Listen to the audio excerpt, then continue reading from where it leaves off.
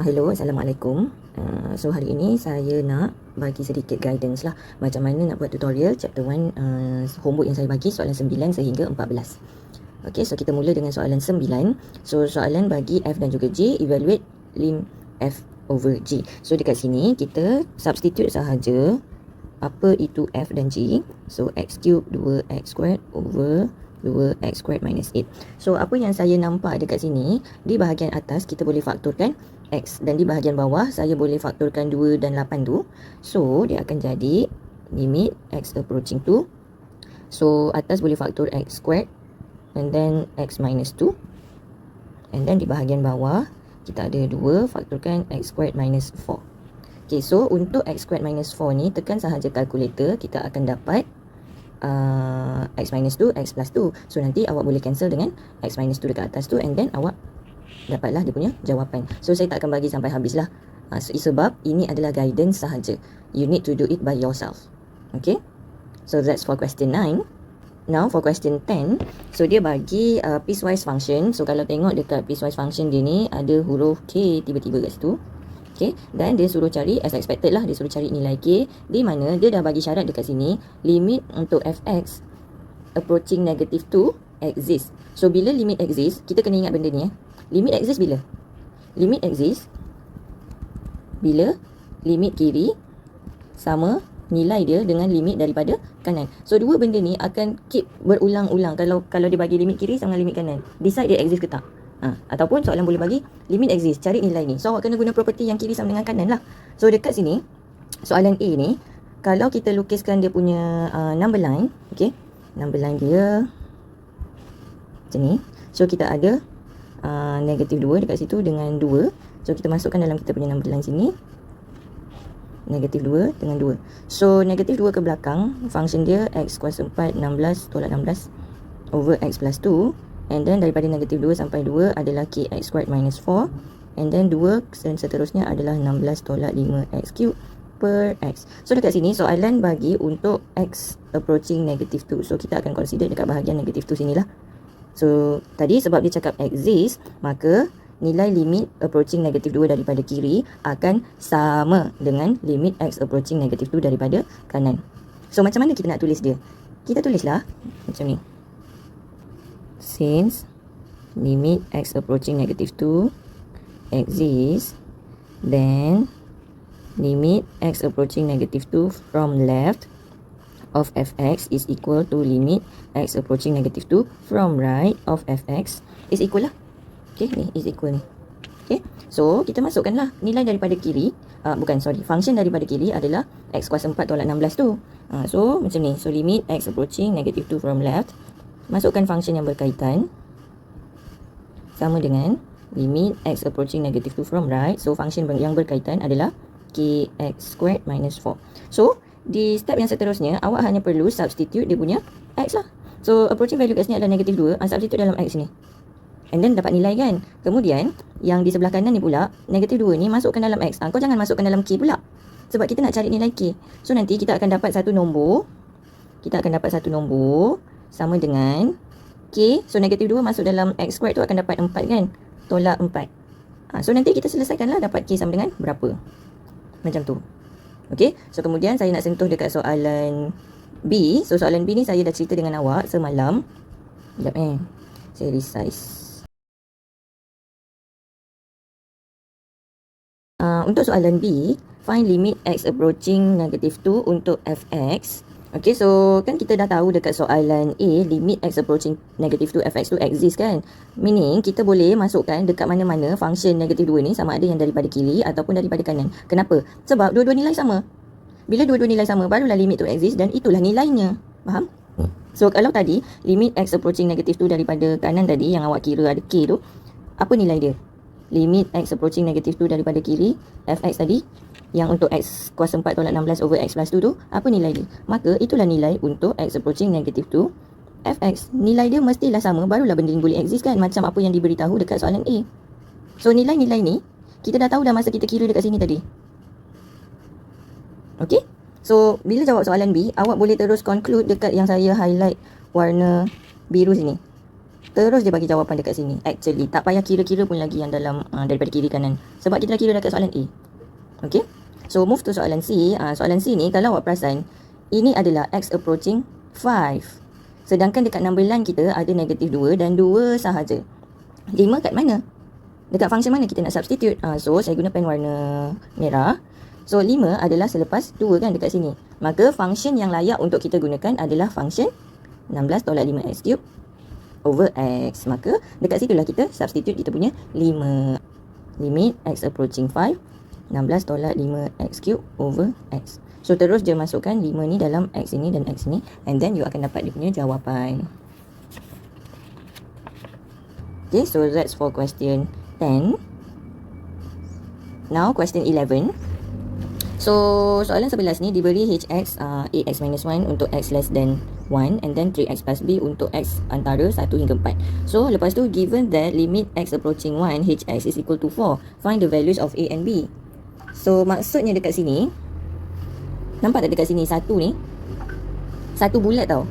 Maksudnya kat sini dia dah bagi tahu dekat kita secara subtle limit tu exist. Okay, lagi sekali saya ulang, dia dah bagi tahu kita sebenarnya limit x approaching 1 exist dan nilai dia adalah 4. Meaning kalau limit tu exist, limit dari kiri dan kanan value dia sama, which is 4 juga. So limit x approaching 1 daripada kiri untuk hx adalah 4 juga. So daripada sini kita tengok balik dekat kita punya function tadi, approaching 1, so kau lukislah number line 1. So dekat sini ada 4 kan. So less than 1 adalah ax minus 1. Antara 1 hingga 4 adalah 3x plus b. So 1 daripada kiri masukkan function ini, 1 daripada kanan masukkan function 3x plus b. So masukkan di tempat yang bersesuaian dan carilah nilai a dan juga b. Dan kita akan dapat jawapan a adalah 5, b adalah 1. Okay, so dekat situ dia nak bagi tahulah. So itu untuk soalan 11. So soalan 12 sama juga, suka sangat dia bagi piecewise function ni kan. So kalau kita tengok dekat sini dan lukiskan dia punya number line, saya zoom. So dekat sini kita punya number line ni ada 4 je kan. Okay, so kita tulislah 4 je. So tadi function dekat 4, x equals 4, gx dia adalah 3. Kemudian 4 ke kanan, function dia adalah 2x tolak 4. And then 4 ke kiri, function dia adalah 8 over x minus 2. Okay, so now soalan A tanya cari G4. G4 maksudnya kita substitute 4 tu di dalam function. Antara 3 function yang dia bagi ni, 1, 2, 3. Yang manakah ada bulat hitam dekat 4. So dekat situlah yang kita akan substitute nilai 4 tersebut. Okay, so yang betul-betul ada bulat hitam pada 4 adalah Gx sama dengan 3 sini. So G4 adalah 3. Faham ke? Saya bagi contoh lain. Kalau saya nak G3, dekat mana ada 3? Sini kan 3. So kita masuk dalam function yang mana? Kita akan masukkan 3 dalam 8 over x tolak 2. Masukkan 3 dalam tu kan. So sekarang 4, function dia hanya ada pada sini 3. So Gx sama dengan 3, maka G4 adalah 3 lah juga. Tak ada tempat pun kita nak substitute 4. Ni, tak ada x pun dekat function ni. Okay, so dia akan stay 3. Harap faham And then kalau kita tengok soalan B sini, cari limit untuk Gx, x approaching 4. So limit dekat sini kita tak tahu dia exist ataupun tidak, dan kita tak tahu function mana kita nak masukkan. Kalau kita dah tahu function kat mana kita nak masukkan, contoh yang saya cakap dah tahu function mana nak masukkan tu, contoh kalau saya ada x approaching 5 Gx. 5 dekat mana? Sini kan 5. So kita tahu nak masukkan dalam sini. Terus dia substitute dan settle. Sekarang ni 4, kita tak tahu dia masuk daripada kiri atau kanan dia sama ataupun tidak. Faham ke? Untuk 5 ni, kita tak payah check daripada kiri dan kanan. Sebab apa? Sebab 5 ni, dia punya function dia sama. 2x tolak 4. 5 daripada kiri, masuk function tu, dapat jawapan sama. 5 daripada kanan, masuk function tu, dapat jawapan sama. Sebab tu kita tak check, kita terus substitute. Tapi untuk 4 ni, kiri dan kanan dia, function dia berbeza. Dan kita tak tahu nilai y dia apa. So, kita kena check lah. Limit x approaching 4 daripada kanan untuk Gx. Apa function Gx ni? Substitute dia. And then, substitute 4, dapatkan jawapan. Kemudian, limit x approaching 4 daripada kiri, Gx, apa function Gx ni untuk 4 daripada kiri? Substitutekan dia, masukkan nilai 4, dapatkan jawapan. So, adakah dua nilai ni sama? Kalau sama, maka itulah nilai untuk x approaching 4 Gx. Okay, so pastikan ini nilai dia sama, baru kita masukkan nilai dia dalam ni. So, I hope you understand. So move to question 13. So dekat sini soalan minta estimate untuk x approaching tu daripada kanan dan juga daripada kiri. Dan dia bagi piecewise function like this. So kalau kita lukiskan dia punya number line, okay, so kita ada 2 je. Dekat sini untuk x sama dengan 2, dia adalah 6. So 2 dia adalah 6. Macam tadilah juga tu. 6. Tapi untuk x selain 2, maksudnya selain daripada 2, di kiri dan kanan, fungsinya adalah yang sepanjang-panjang yang dia bagi tu. X squared, yang sebelah kanan, ini, tolak 2x. Yang sebelah kiri pun, fungsi yang tu juga. Sebab dia kata memang selain 2, maka kiri kanan, itulah fungsinya.